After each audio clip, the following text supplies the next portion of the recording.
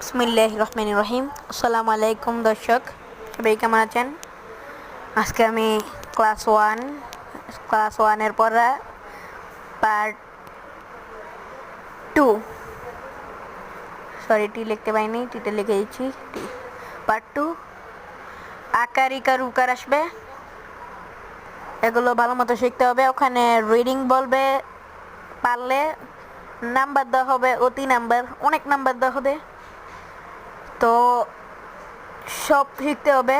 আ উ ও কিন্তু এটা মাদ্রাসার পড়া না, এটা স্কুলের পড়া।